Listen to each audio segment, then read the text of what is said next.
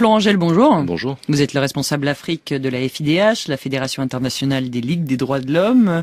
Alors Fatou Bensouda, la future procureure de la Cour pénale internationale, vient de se rendre dans 2 pays africains, la Côte d'Ivoire et la Guinée, qui intéressent donc la Cour. 2 situations très différentes. Commençons d'abord par la Côte d'Ivoire. Beaucoup attendent de la part de la Cour la fin de l'impunité d'abord, et ensuite des décisions équilibrées, c'est-à-dire qui touchent toutes les parties au conflit. Absolument.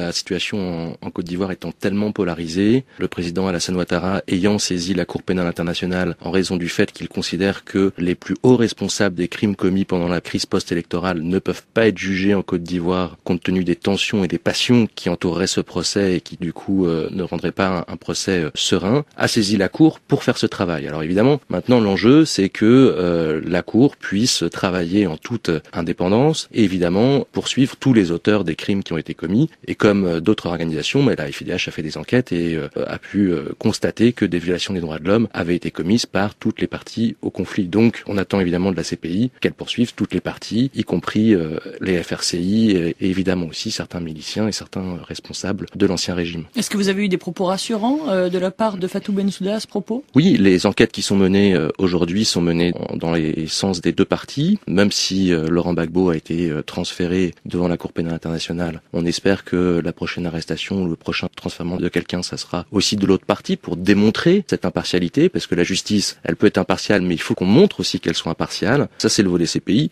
mais il y a aussi un volet national. C'est pas parce qu'on va juger 4 ou 5 ou 6 responsables qu'on aura réglé la situation en Côte d'Ivoire. Et donc, la Côte d'Ivoire, elle aussi, doit poursuivre les responsables. Il y a aujourd'hui 120 personnes environ qui sont poursuivies, mais le problème, c'est qu'ils sont tous proches ou pro-Gbagbo. Maintenant, on attend aussi de la Côte d'Ivoire qu'elle agisse pour lutter contre l'impunité au niveau national, contre les crimes qui ont été commis aussi par les FRCI et les DOSO ou tout groupe qui pourrait leur être affilié. Parlons de l'autre pays que Fatou Bensouda a visité, la Guinée. Qu'est-ce que vous attendez de la CPI dans ce cadre-là? Très clairement, là on est dans une situation différente puisque la CPI a ouvert le 15 octobre 2009 ce qu'on appelle une enquête préliminaire. En gros, c'est-à-dire qu'elle n'enquête pas concrètement, elle n'est pas en charge de l'affaire, mais elle étudie ce qui se passe. Ce qui veut dire que la priorité aujourd'hui, puisqu'il s'agit du massacre du 28 septembre en l'occurrence, c'est que la CPI laisse la justice nationale en charge de cette affaire. Si cette justice nationale échoue, la CPI reprendra l'affaire. C'est l'article 17 du statut de Rome, le principe de complémentarité. Exactement. C'est un peu le pilier méconnu de la CPI, c'est-à-dire qu'on voit souvent la CPI comme l'organe qui intervient contre l'impunité à travers le monde, mais en fait, l'objectif, et c'est pour ça aussi qu'on soutient cette institution, l'objectif c'est de faire en sorte que les justices nationales jugent sans besoin d'avoir l'intervention de la CPI. Donc là, très clairement, la CPI est en soutien de la situation, constitue un peu le chien de garde de la procédure devant les justices nationales guinéennes, et si ça se passe mal, elle récupérera l'affaire. Il s'avère que en Guinée, on a vu quelques développements positifs, notamment avec l'inculpation de Moussa Tiagboro Camara, qui a été actif pendant le 28 septembre, et donc ça, c'était un pas positif. Mais il y a d'autres responsables. Mais il y a d'autres responsables, il faut continuer à avancer, et je pense que Madame Fatou Bensouda est en Guinée aussi pour dire ça. Que la Cour a l'œil sur la situation. Absolument. Et c'est important puisque il y a évidemment le 28 septembre 2009, mais il y a d'autres situations d'impunité en Guinée. La répression des mouvements sociaux en 2007, il y a eu aussi en 2006 le massacre de certains étudiants. En 2010, il y a eu des violences pendant le mouvement électoral. Donc il y a du travail à faire en Guinée et ce sont toutes des affaires sur lesquelles la compétence de la Cour est avérée. Fatou Bensouda, c'est l'adjointe pour l'instant du procureur Luis Moreno Ocampo. Elle a été élue procureure de la CPI, donc elle prend ses fonctions en juin. Alors Fatou Bensouda, une africaine qui devient procureure de la CPI, est-ce que c'est un alibi ou est-ce que vous pensez vraiment qu'on va assister à un renouveau de la justice internationale? C'est très clairement un compromis politique des États qui soutiennent la Cour, aujourd'hui 121. Il y a 32 pays africains qui sont partis à la Cour, c'est le plus gros contingent continental. Donc du coup, il est normal que l'Afrique aussi ait une forme de reconnaissance à son apport à la justice internationale. Une fois qu'on a dit ça, il faut aller un peu plus loin, effectivement. Est-ce que c'est un alibi? Est-ce qu'elle va pouvoir changer les choses? La quasi-totalité des enquêtes sont africaines, si on considère, et c'est le cas, que la Libye est en Afrique. Et tous les mandats d'arrêt. Bien sûr. Et elle doit assurer, c'est son deuxième défi, l'universalité du travail de la Cour. Il est très certain que la Cour doit continuer à travailler en Afrique, mais aussi elle doit pouvoir intervenir dans d'autres situations à travers le monde dans lesquelles des crimes contre l'humanité, des crimes de guerre et des crimes de génocide sont commis. On pense à la Colombie, on pense à la Géorgie, on pense à Israël-Palestine.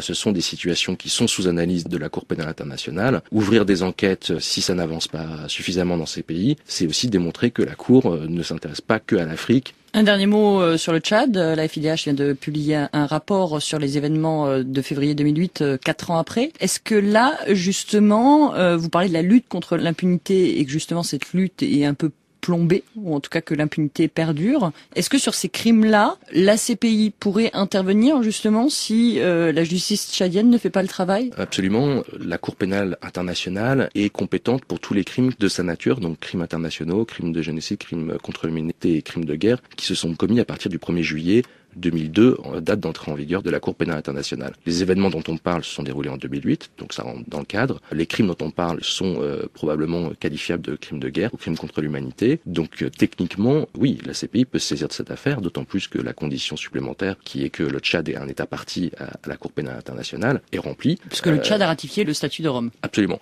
Donc du coup, techniquement, tout est possible. Il s'avère qu'il y a des procédures qui sont en cours devant la justice tchadienne. Maintenant, la balle est un peu dans le camp du Tchad. Aujourd'hui, à l'heure où on vous parle, aucun responsable n'a été jugé, ni même, à notre connaissance, inculpé pour les événements de février 2008, alors qu'un rapport d'une commission nationale d'enquête avait conclu que l'État tchadien et des agents tchadiens, en gros l'armée loyaliste, s'étaient rendus responsables des graves violations des droits de l'homme qu'on avait constatées en 2008. Donc maintenant, la balle est dans le camp de l'État tchadien et de la justice tchadienne, et il faut avancer. On constate aussi que la lutte contre l'impunité est quand même un vieux débat au Tchad, puisque même les ex-agents de la police politique sous le régime d'Hissène Habré, eux-mêmes n'ont pas été jugés non plus. Donc c'est là où nous on tire un peu la sonnette d'alarme en disant le Tchad doit faire mieux, il doit faire plus, et doit le faire maintenant, sous peine de voir un certain nombre de réformes que le Tchad a commencé à lancer, ne pas aboutir et ne pas aller jusqu'au bout. Florent Gel, merci. Merci à vous. Je rappelle que vous êtes le responsable Afrique de la FIDH, la Fédération internationale des ligues des droits de l'homme.